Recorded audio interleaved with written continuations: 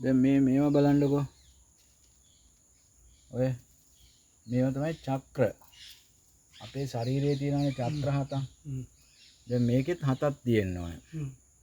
ඔන්න බලන්නකෝ 1යි 2යි 3යි 4යි 5යි 6යි 7යි. මේ තියෙන්නේ මේ අපේ තියෙන්නේ මේ අපේ ශරීරයේ තියෙනවනේ චක්‍ර හත. ඒ චක්‍ර හත අවදි කරගන්න තැන මේ. ඒකයි කිව්වේ චක්ක වරංකිත. අහලා තියෙනවනේ යශෝදරා දේවිය සිද්ධාර්ථ කුමාරයා කියන්නේ බුදුහාමුදුරන්ටනේ කියන්නේ. ඒ කියන්නේ ඒ වෙනකොට චක්‍ර අවදි කරගෙන තමයි බුදුණයි කියන්නේ මේ චක්‍ර හත අර ලොකු එක.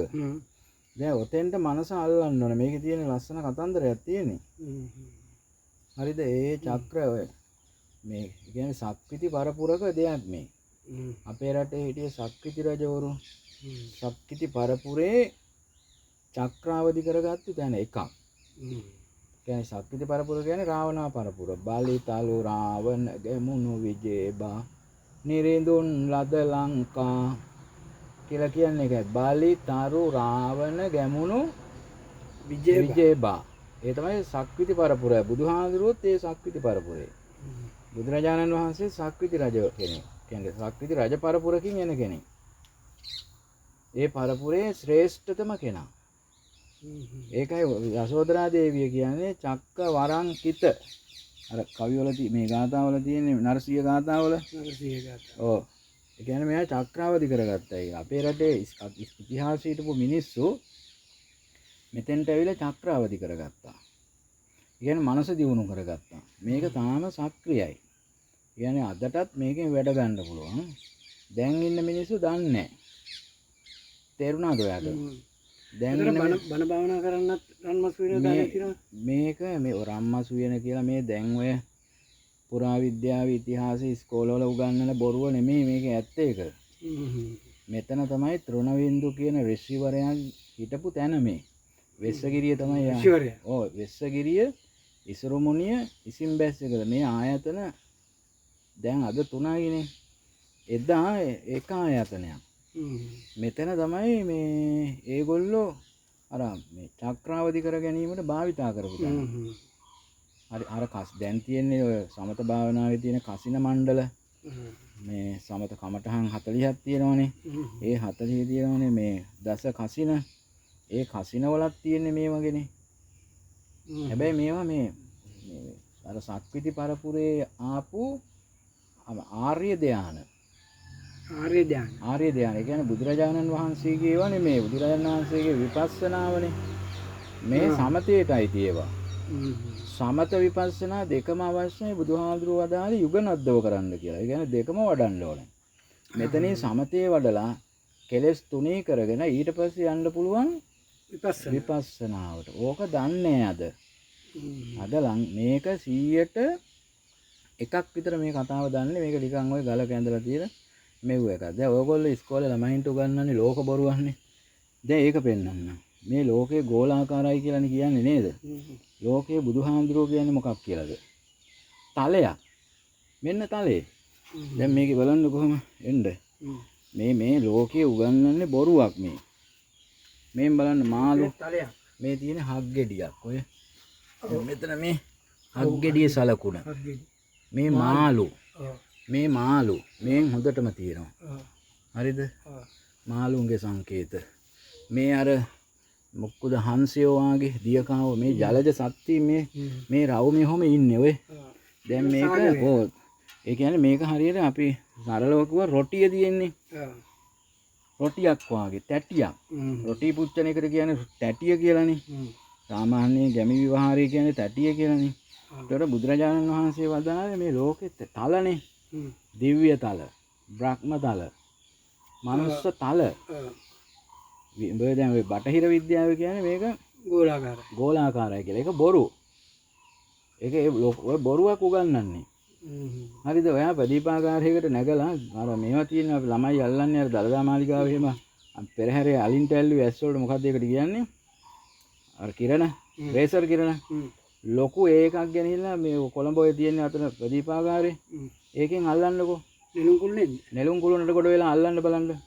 අල්ලලා අර දුරේක්ෂයකින් බලන්ද එතකොට මේ ඔයාට ওই බොරුව අහු වෙනවා. හරිද? පරිේශණේ පොඩ්ඩයි. හරිද? මේ දැන් අපේ රටේ උගන්වන ඒවා ලෝකයෙන් අයින් වෙලා. මේවා ඉස්කෝලවල උගන්වන්නේ දැන් තනිකර මේවා ගැන ඒක ඉතින් සිලබස් එකක් නේ අපිට මොකුත් කියන්න බෑ. ඒක ඉගෙනුවා අතපිය ගත්තා ආවා. නමුත් මේ රටේ ඉතිහාසය ඒක නෙමෙයි මේවෙන් වැඩ ගන්න දන්නේ. මේක සම්පූර්ණ චක්‍රාවදි කරගෙන මේ තියෙන්නේ. ඒ එකින් එකේ චක්‍රවලට පත් වෙන විදිය. දැන් මෙතනින් මෙතෙන්ට එනවා ඔය. මෙතෙන්ට එනකොට හතම අවදි වෙලා. ඔය ඒතකොට දැන් මේක සම්පූර්ණ වෙනවා. ඒ කියන්නේ මේකේ 53ක් තියෙනවා මේ සංකේත. මේ 53ම සංකේත 53 නේ. 53කින් පෙන්වන්නේ මේ චක්‍ර ටික ඔක්කොම අවදි වුණාට පස්සේ සම්පූර්ණයි. ඒ තමයි බුද්ධත්වයේ. ඒක තමයි කුණ්ඩලීන ශක්තිය කියන්නේ. දැන් ඔක අනාර්ය පැත්තට ගියාම කුණ්ඩලීන ශක්තිය. බුදුහාඳුරගේ පැත්තේ බුද්ධත්වයේ. ඒ දෙකම මේකේ තියෙනවා. දැන් මේ ඔය තියෙන්නේ ආසන ටික බලන්නකෝ.